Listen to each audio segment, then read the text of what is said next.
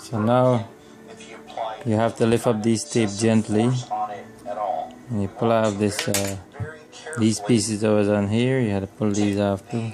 See these pieces that was here. You pull these off. You pull these off. You can use a little thin blade and then just lift up like that and pull it out like so. It's two pieces. See, two pieces. So you pull it one there and one here.